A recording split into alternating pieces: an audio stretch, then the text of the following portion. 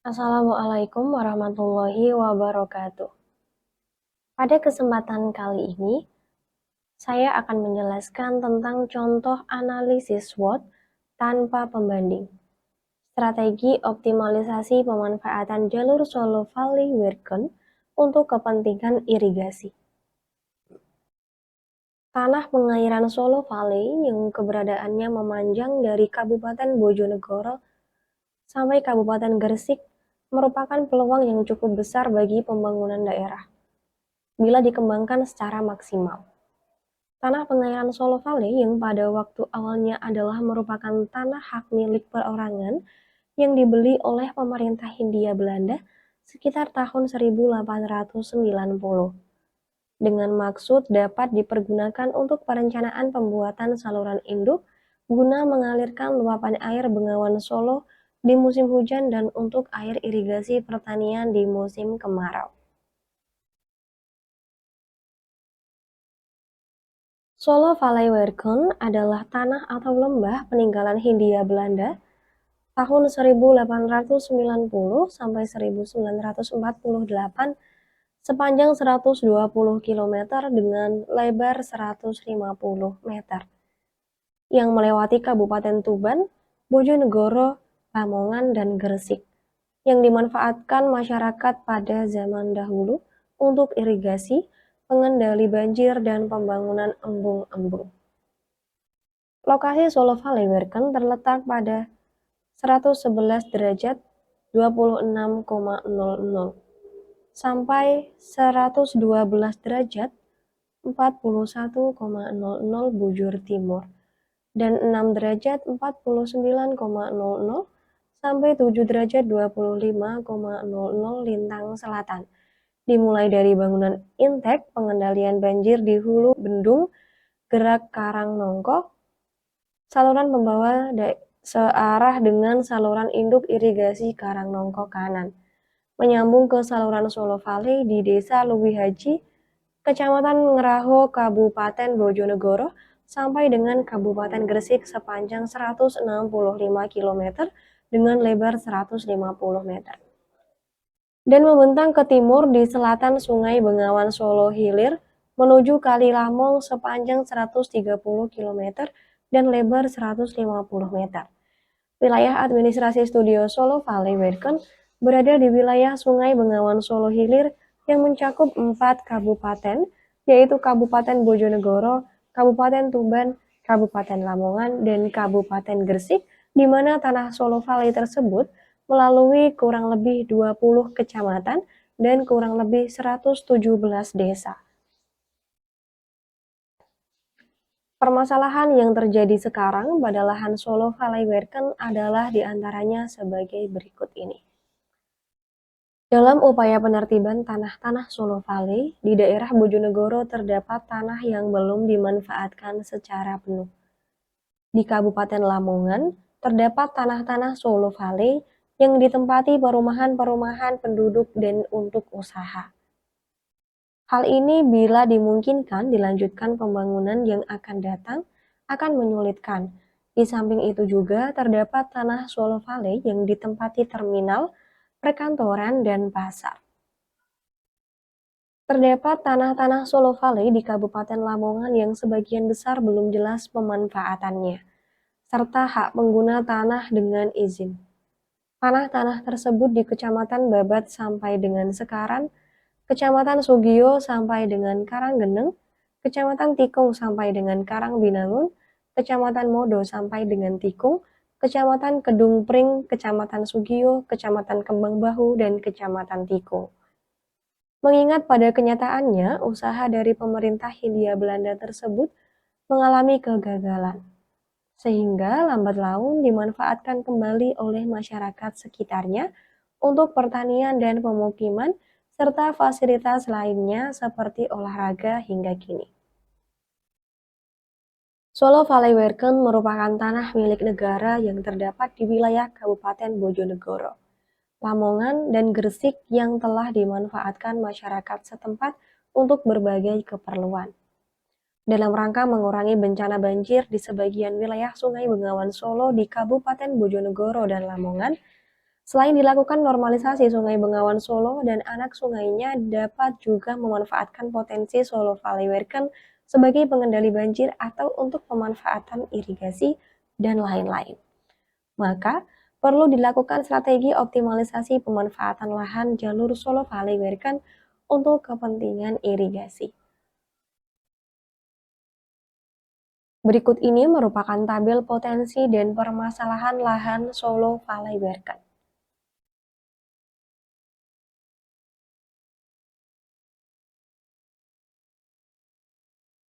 Selanjutnya yaitu identitas responden. Responden dalam penelitian ini adalah responden yang mengetahui kondisi dan pemanfaatan jalur Solo Valley Wirken. Responden dalam penelitian ini terdiri dari 50 responden yang berasal dari instansi pemerintah dan non-pemerintah yang memenuhi persyaratan sebagai responden. Memenuhi persyaratan dari jenjang pendidikan, jabatan dalam instansi, dan pengalaman kerja responden. Selanjutnya yaitu ada klasifikasi IFAS dan EFAS. Klasifikasi IFAS berperan penting dalam penentuan variabel-variabel dalam menyusun analisis SWOT. IFAS akan menyusun komponen strength dan weakness. Berikut ini merupakan tabel klasifikasi faktor IFAS, strength, dan weakness.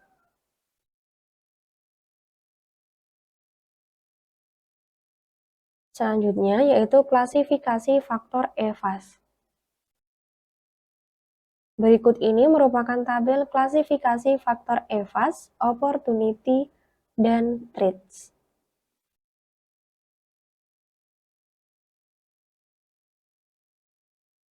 Selanjutnya ada klasifikasi IFAS dan EFAS.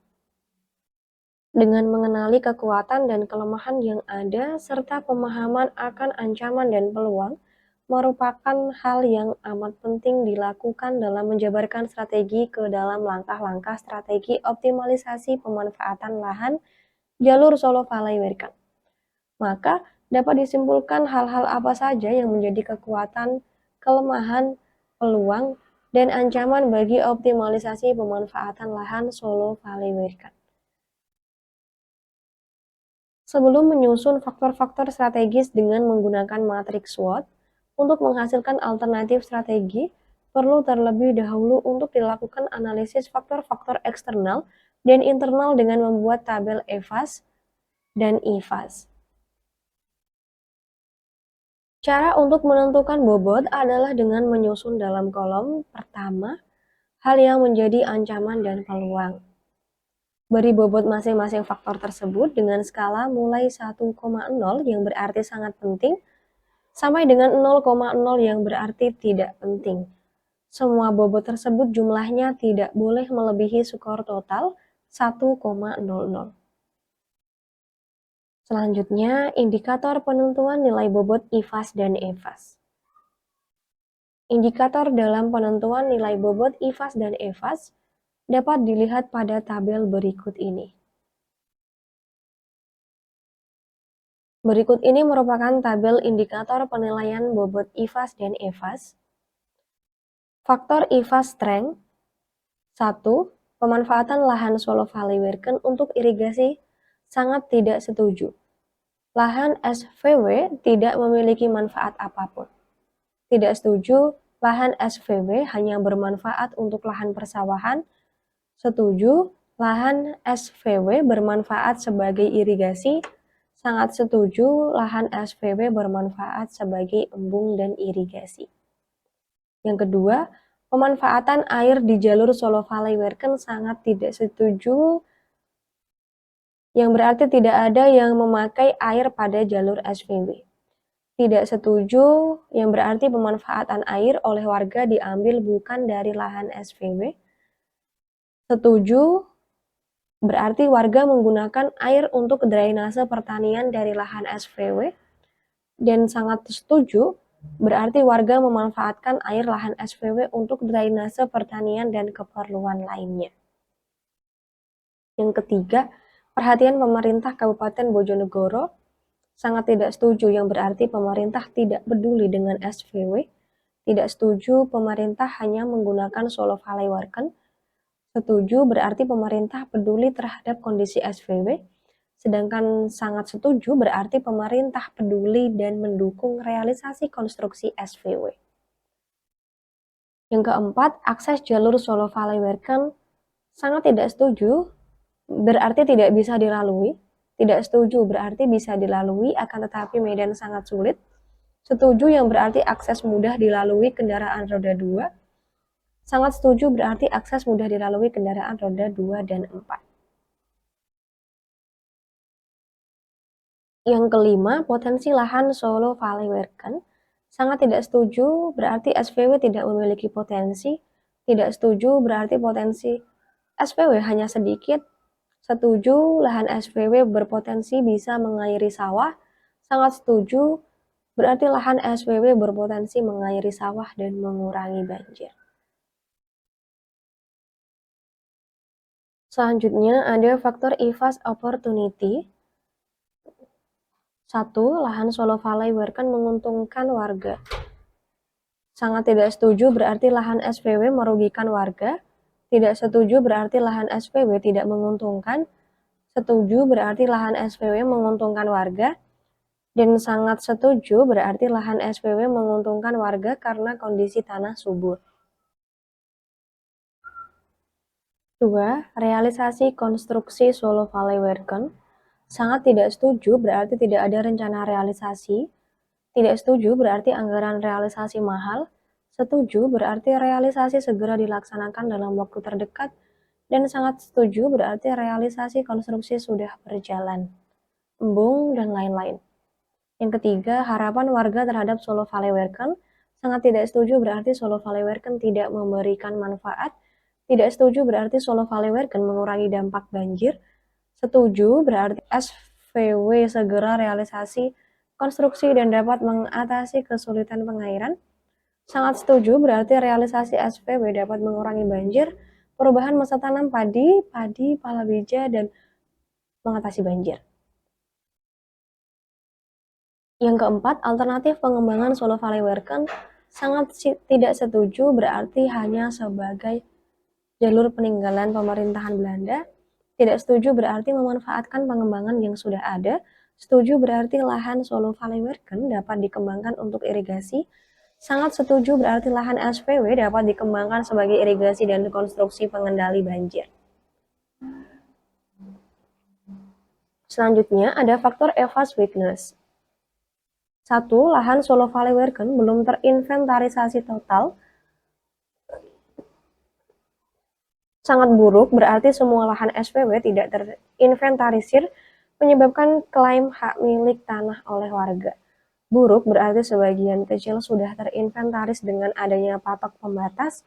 Baik berarti lahan SVW sudah terinventarisir 50%. Sangat baik berarti semua lahan SVW sudah terinventarisir. Yang kedua, pemanfaatan lahan Solo Valley Worken kurang optimal. Sangat buruk berarti pemanfaatan lahan SVW untuk pemukiman.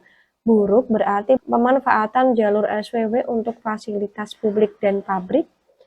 Baik berarti pemanfaatan lahan SVW untuk irigasi, dan sangat baik berarti pemanfaatan lahan SVW untuk embung dan berbagai kepentingan. Dan yang ketiga, penegakan hukum lemah.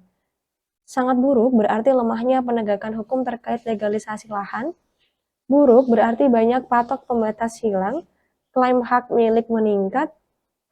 Baik berarti penegakan hukum kuat. Sangat baik berarti penegakan hukum sangat kuat, adanya sanksi pelanggaran. Selanjutnya ada faktor EVAS threats. Pertama, bencana banjir tahunan. Sangat buruk berarti terjadi bencana banjir tahunan daerah, lahan SVW. Buruk berarti banjir terjadi di hilir jalur SVW. Baik berarti jarang terjadi banjir pada lahan SVW. Dan sangat baik berarti tidak pernah terjadi banjir.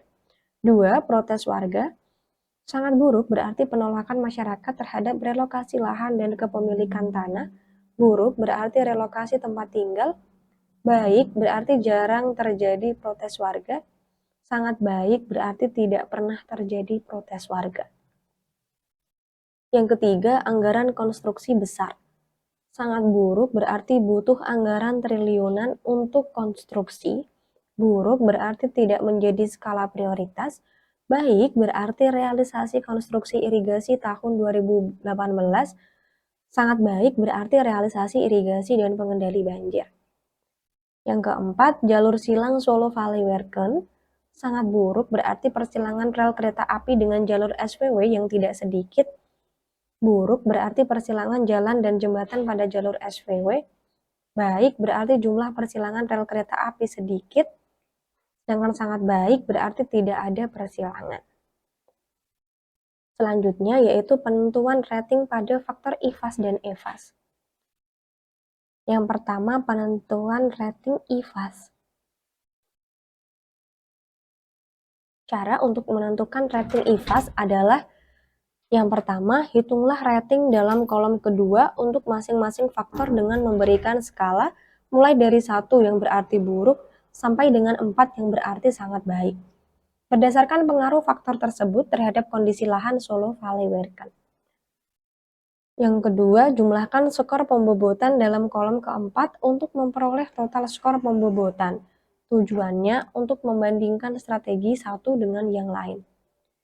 Yang selanjutnya, scoring IFAS dan EFAS. Langkah scoring IFAS dan EFAS ini merupakan tahap perhitungan kumulatif dari variabel tiap faktor yang telah didapatkan nilai atau skor dari hasil perkalian bobot dengan rating. Hasil perhitungan ini bertujuan untuk menentukan posisi titik ordinat dalam grafik SWOT. Yang pertama, scoring IFAS strength dan weakness. Hasil scoring IFAS strength diperoleh dari perkalian rating dari faktor strength kekuatan. Hasil scoring IFAS weakness diperoleh dari perkalian rating dari faktor weakness. Nilai total didapat dari bobot dikali rating. Tabel hasil skor kumulatif IFAS strength dapat dilihat pada tabel di bawah ini. Berikut ini merupakan tabel scoring IFAS.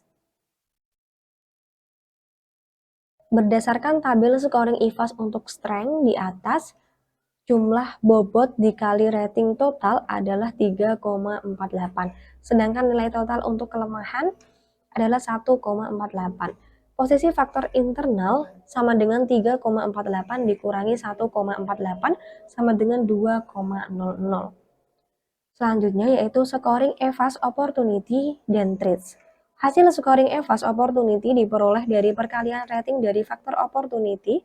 Hasil scoring EFAS threat diperoleh dari perkalian rating. Nilai total didapat dari bobot dikali rating. Tabel hasil skor kumulatif terdapat pada tabel berikut ini. Berikut ini merupakan tabel scoring EFAS.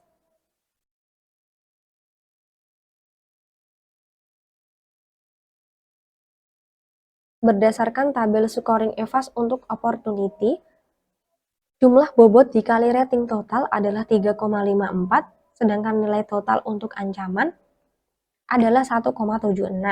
Posisi faktor eksternal sama dengan 3,54 dikurangi 1,76 sama dengan 1,78.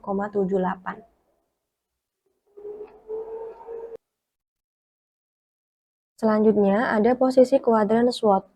Salah satu output dari penelitian ini adalah mengetahui posisi kuadran yang selanjutnya menentukan strategi yang harus dilakukan. Untuk mengetahui strategi yang harus diambil dalam strategi optimalisasi pemanfaatan lahan jalur Solo Valley Werken, hal ini bertujuan untuk mengetahui posisi kuadran SWOT, untuk mengetahui skor kumulatif strength, weakness, opportunity, dan threats ditampilkan pada tabel berikut ini.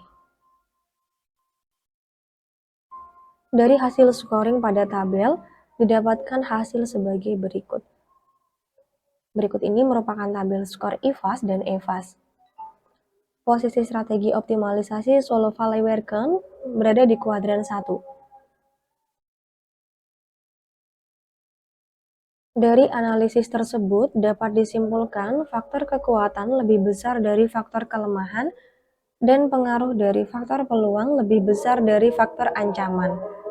Oleh karena itu, posisi strategi optimalisasi jalur Solo Valley Werken berada pada kuadran 1, menerapkan strategi SO, Koordinat SWOT adalah pada titik X sama dengan 2,00 dan titik Y sama dengan 1,78. Dari hasil tabel, posisi kuadran SWOT dapat digambarkan pada gambar berikut ini.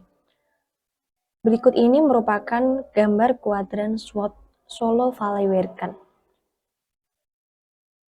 Posisi strategi optimalisasi jalur Solo Valley Werken berada pada kuadran 1 dari gambar kuadran SWOT tersebut. Strategi yang digunakan adalah strategi SO. Selanjutnya, ada strategi optimalisasi pemanfaatan lahan Solo Valley Werken dengan strategi SO.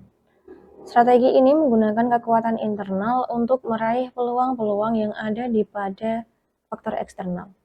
Strategi SO merupakan situasi yang menguntungkan. Strategi tersebut memiliki peluang dan kekuatan sehingga dapat memanfaatkan peluang yang ada. Strategi yang diterapkan dalam kondisi ini adalah mendukung kebijakan pertumbuhan yang agresif. Strategi ini dibuat berdasarkan memanfaatkan seluruh kekuatan untuk merebut dan memanfaatkan peluang sebesar-besarnya. Strategi SO menggunakan kekuatan internal untuk memanfaatkan peluang eksternal. Strategi SO yang harus dilakukan dalam strategi optimalisasi Solo Valley Werken akan dijelaskan pada tabel berikut ini. Berikut ini merupakan tabel strategi SWOT SO. Selanjutnya ada dasar pemilihan strategi SO. Dasar pemilihan strategi SO merupakan gabungan faktor EVA Strength dan faktor EVAS Opportunity, kemudian gabungan dari masing-masing faktor EVAS dan EVAS tersebut digunakan sebagai dasar untuk menentukan strategi SO. Dasar pemilihan strategi SO akan dijelaskan pada tabel berikut ini. Berikut ini merupakan tabel dasar pemilihan strategi SO. Kesimpulannya, yang pertama yaitu data yang diperlukan untuk strategi optimalisasi pemanfaatan lahan Solo Valley Werken untuk kepentingan irigasi adalah data variabel strength, weakness, opportunity, dan threats. Variabel strength, pemanfaatan untuk irigasi, pemanfaatan air oleh warga, adanya perhatian dari pemerintah Kabupaten Bojonegoro, akses jalur Solo Valley Werken, dan potensi lahan. Variabel weakness, lahan Solo Valley belum terinventaris total, pemanfaatan lahan kurang optimal, dan penegakan hukum lemah. Variabel opportunity, lahan Solo Valley Werken menguntungkan warga, realisasi konstruksi, harapan warga, dan alternatif pengembangan. Variabel threats, bencana banjir tahunan, protes warga, anggaran konstruksi besar, dan terdapat jalur silang pada lahan Solo Valley Werken. Kesimpulan yang kedua yaitu metode analisis yang digunakan dalam penelitian ini adalah analisa SWOT. Berdasarkan hasil analisa SWOT, strategi pemanfaatan lahan Solo Valley Werken berada pada koordinat 2,00,1,78 pada kuadran 1 positif-positif. Artinya menerapkan strategi SO yaitu dengan memanfaatkan kekuatan yang menangkap peluang yang ada.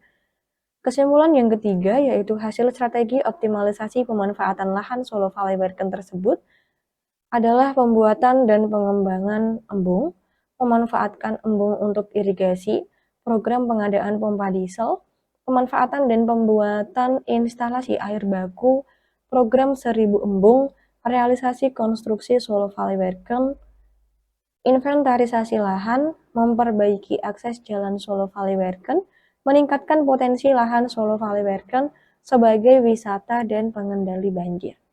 Pola tanam tahunan menjadi padi, palawija. Sekian dari saya. Wassalamualaikum warahmatullahi wabarakatuh.